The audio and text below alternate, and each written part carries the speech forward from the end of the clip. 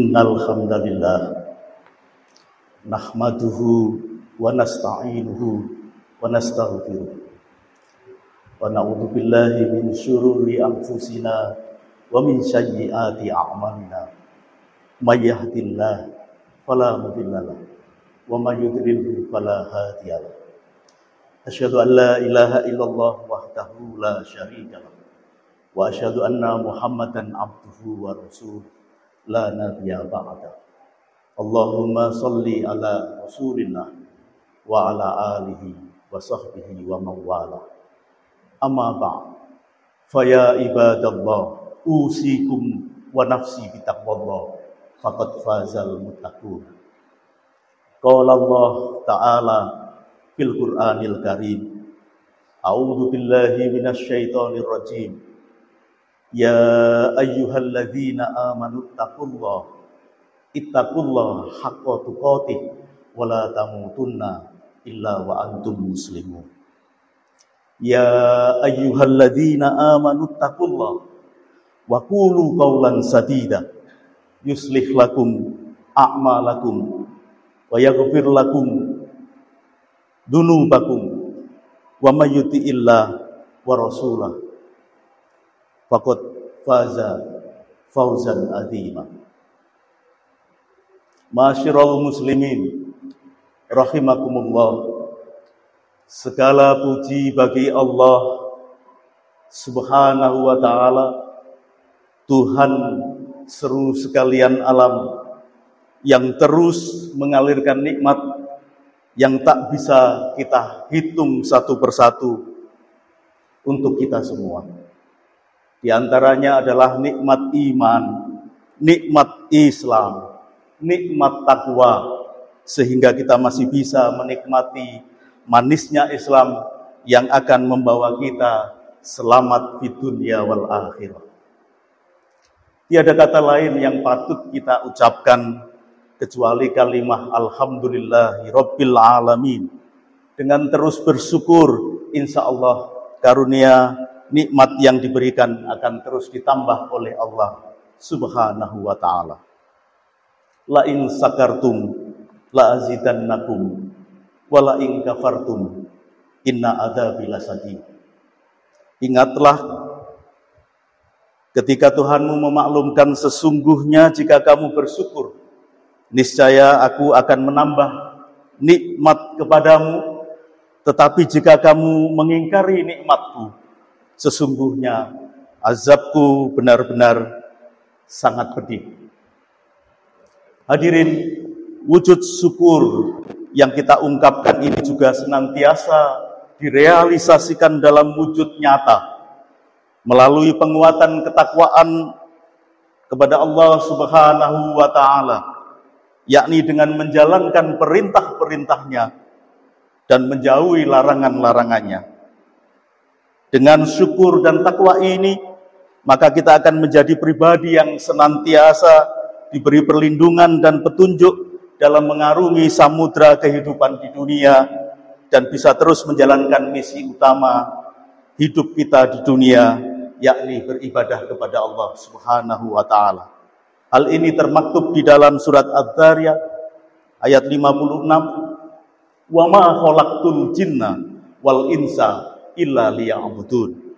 Tidaklah aku menciptakan jin dan manusia kecuali untuk beribadah kepadaku. Wujud syukur, hadirin sekalian, berkaitan dengan 10 Dzulhijjah, Aidul Adha. Kita juga disyariatkan untuk beribadah dalam bentuk ibadah kurban. Bismillahirrahmanirrahim. Inna a'tainakal kautsar fasholli lirabbika wanhar inna syani'aka huwal abtar. Sungguh kami telah memberimu Muhammad nikmat yang banyak, luar biasa banyak, tak terkira. Maka laksanakanlah sholat karena Tuhanmu, dan berkorbanlah sebagai ibadah dan mendekatkan diri kepada Allah.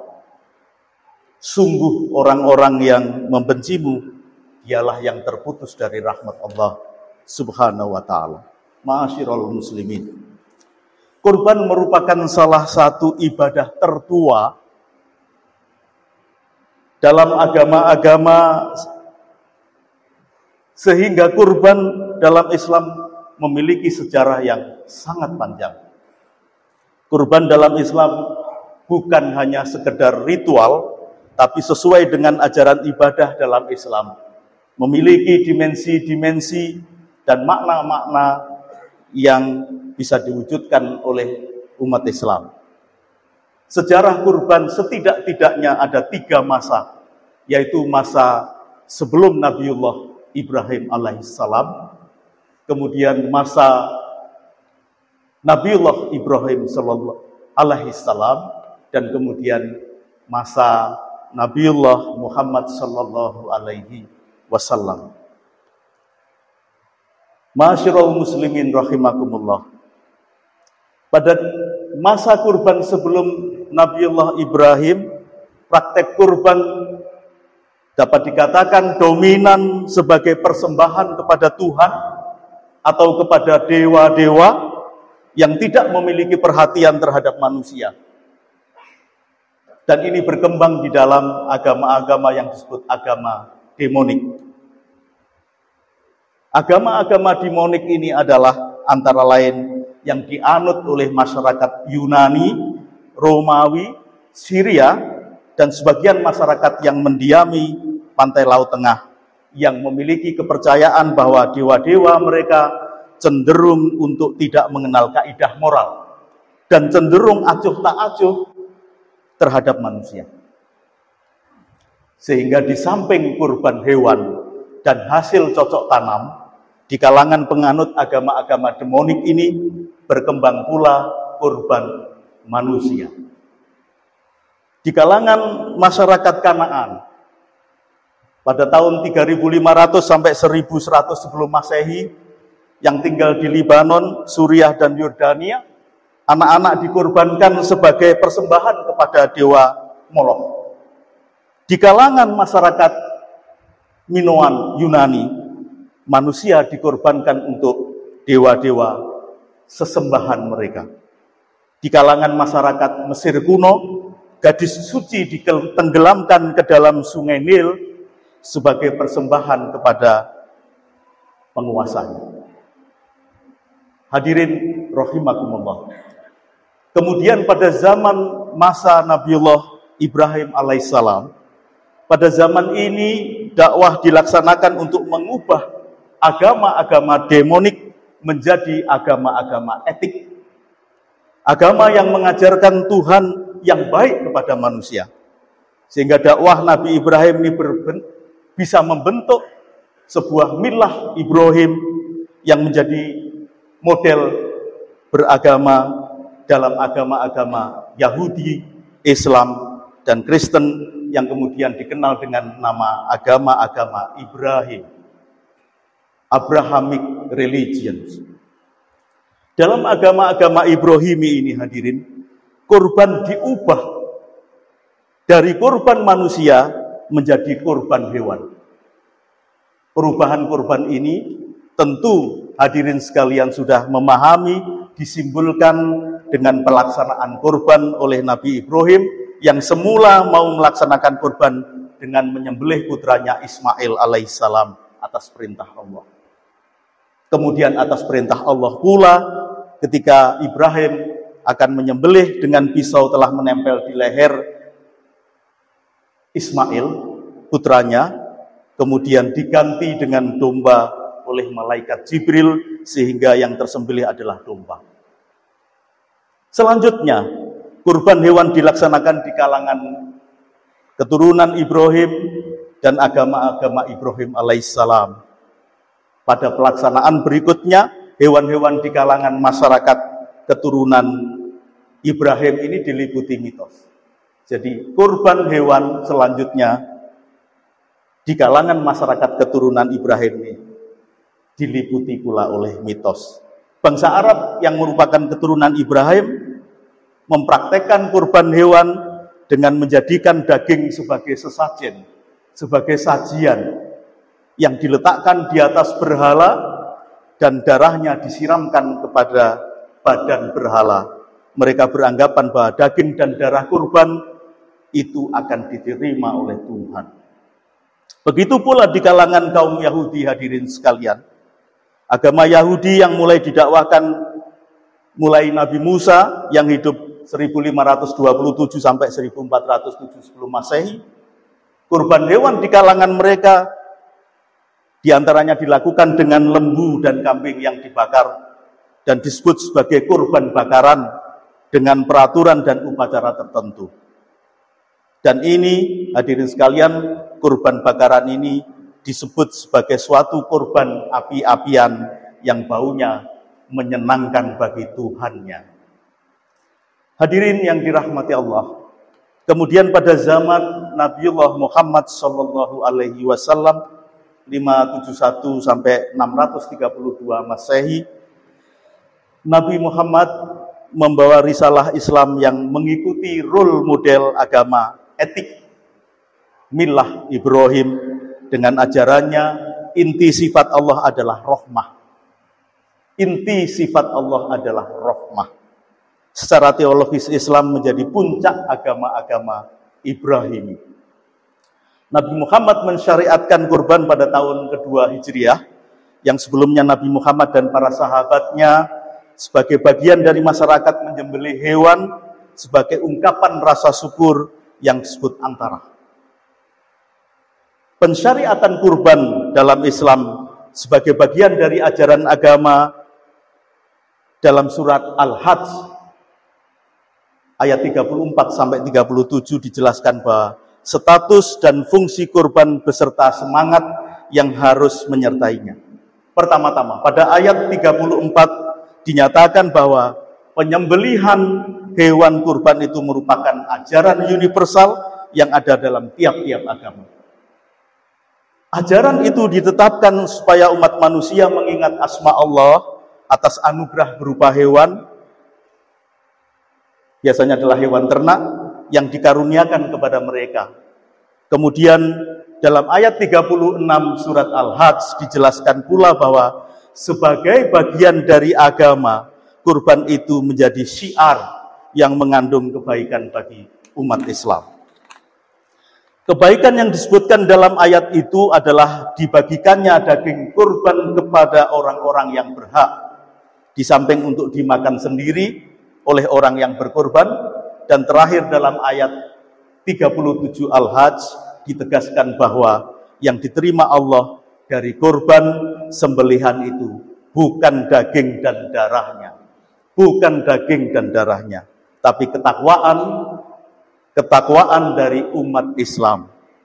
Nabi Muhammad melaksanakan kurban dengan menyembelih 2 ekor kambing, 1 untuk keluarganya Bani Hashim dan 1 untuk umatnya.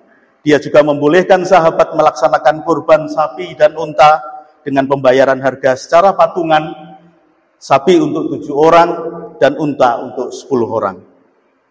Hadirin yang dirahmati Allah Subhanahu wa taala, kurban ini juga mempunyai dimensi filosofis dan juga makna bagi umat Islam. Dengan pensyariatan di atas telah melakukan rasionalisasi kurban dengan melakukan demitologisasi dan fungsionalisasi terhadapnya. Islam melakukan demitologisasi dengan membantah mitos bangsa Arab bahwa Tuhan menginginkan daging dan darah kurban. Dan mitos kaum Yahudi yang mempercayai bahwa Tuhan senang akan bau kurban yang dibakar. Ia membantahnya dengan menyatakan bahwa semua yang dipercayai dengan mitos itu tidak benar. Karena yang diterima atau yang sampai kepada Allah Subhanahu wa taala hanyalah ketakwaan dari orang yang berkurban dan mengurus kurban. Selanjutnya ia melakukan fungsionalisasi dengan menjelaskan fungsi kurban sebagai syiar agama yang mengandung kebaikan dengan dimensi dan makna-makna tertentu. Hadirin yang dirahmati Allah Subhanahu wa taala, kurban memiliki makna dan fungsi pendidikan membentuk pribadi yang al-muhbitin. Sebagaimana surat Al-Zat sampaikan bahwa sebagai pribadi yang al-muhbitin. Berdasarkan asal al-habdu adalah al-mutmainnu minal ard, tanah padas atau keras. Dan tafsir ayat yang dikemukakan Mujahid bahwa al-muhbitin dalam surat Al-Hajj 34 adalah al-mujtahiduna fil ibadah, orang-orang yang bersungguh-sungguh dalam mengabdi kepada Allah sehingga rela mengorbankan harta, pikiran, tenaga, dan nyawa. Maka pengertian al-muhbitin adalah militan-militan muslim. Karakter al-muhbitin yang disebutkan dalam surat Al-Hajj adalah militan spiritual. Hati bergetar ketika mendengar asma Allah. Alladzina idza dzukirallah wajilat qulubuhum. Yang kedua adalah pribadi militan, tangguh menaklukkan tantangan dan menjalani ujian kesulitan. Kemudian militan sosial, penyebar kedamaian, kesejahteraan dan kebaikan yang ada pada segala sesuatu berkah Allah Subhanahu wa taala. Militan sosial yaitu produktif, berkemampuan menghasilkan barang dan jasa, dan filantropis, berbagi untuk mewujudkan kesejahteraan sosial. Wa mimma razaqnahum yunfikun. Hadirin yang dirahmati Allah Subhanahu wa taala, semoga kita di tahun ini dapat melaksanakan syariat kurban dan menjadi pribadi al-muhbitin. Amin ya rabbal alamin. Bismillahirrahmanirrahim. Inna a'tainakal kautsar fasholli lirabbika wanhar. Inna syani'aka huwal abtar. Wa qur rabbighfir warham wa anta khairur rahimin. Bismillahirrahmanirrahim. Qul huwallahu ahad, Allahu samad, lam yalid wa lam yulad wa lam yakul lahu kufuwan ahad.